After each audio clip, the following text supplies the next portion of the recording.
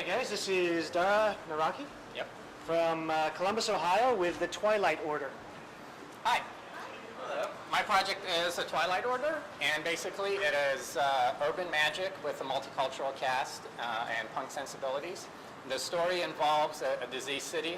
Oh, sorry. The story involves a diseased city that's feeding upon its own less fortunate, and it's actually saved by this loose-knit mystical order that's made up of society's cast-offs and also the lowest disenfranchised. The Twilight Order itself is ageless, it's global, but it doesn't have a headquarters, it's very loose-knit, it has no government backing, it's just basically essentially grassroots mysticism.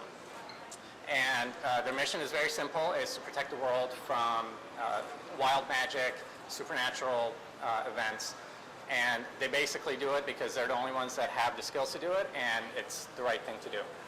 The story itself takes place in Chicago.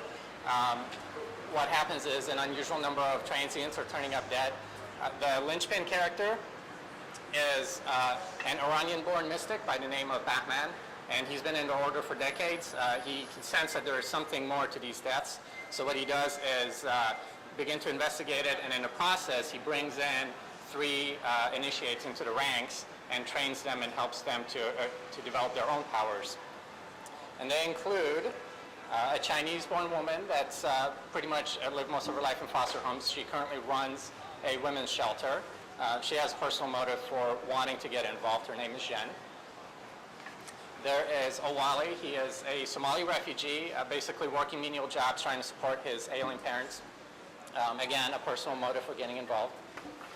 And Alice, who is a street kid, just trying to survive day to day on the streets, also trying to come to terms with her sexual orientation in an environment that's not very supportive or understanding. And through the help of the other order members, they trace the cause of these deaths to an ancient spirit that's basically a cancer on the city, and it's known as a dark well. And what it does is it feeds upon the desperation, the loneliness, the isolation that a lot of these fringe people in the city can feel, and it nourishes its hunger basically off of that and gains power. So that's the Twilight Order, and I'd like to pass out a couple of handouts, which is basically your invitation to the order. You guys. Thank you. Thank you. Thank you. Thank you, sir. It's Dara, right? Yes. Dara? Actually, a lot of very compelling concepts in there. I love the idea of urban magic. I've got a couple of concepts myself that kind of play with those themes. I think blending the old world, which is the magic, the fantasy, with this urban setting of modern technology and modern man and modern problems it's always going to be a compelling combination. Something like this would be execution driven. You know, Yeah. what exactly is, I get that the city is diseased, we have to figure out why that is, you know, how that makes sense, why it's feeding on just the homeless, and what our heroes here are going to do about it specifically. Got any ideas on that? Yes, basically the way I want to treat the cities is cities are almost like humans, so they can have their own ailments, and there's different kinds of ailments. So in this case, this spirit is essentially like I said, like a cancer that's growing, and that's how it feeds, where there could be any number of other threats or ailments to the city. But in this one story, I just want to concentrate on that. And the climax of the story will be essentially a metaphysical battle between this spirit and the mystic and his new initiates, and it spills over into the physical world.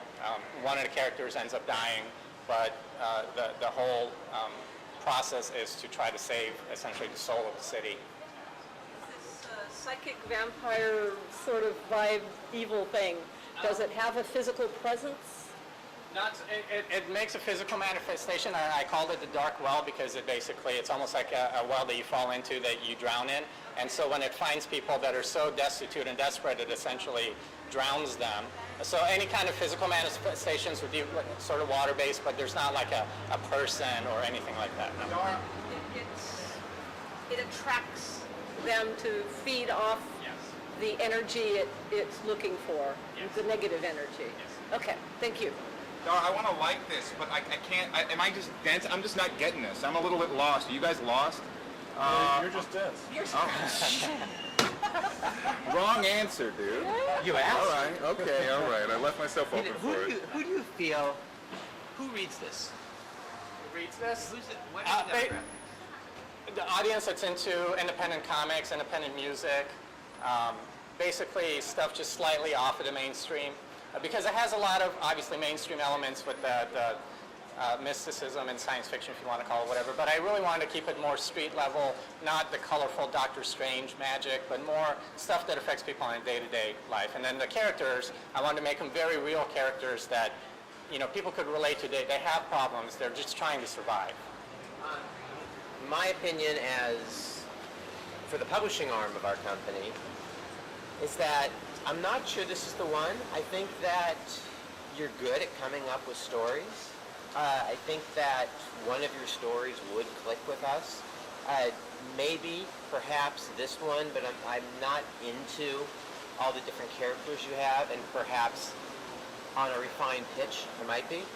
But I think you did a good job, and I think you have stories in you. Thank you. Thank you. Thank you.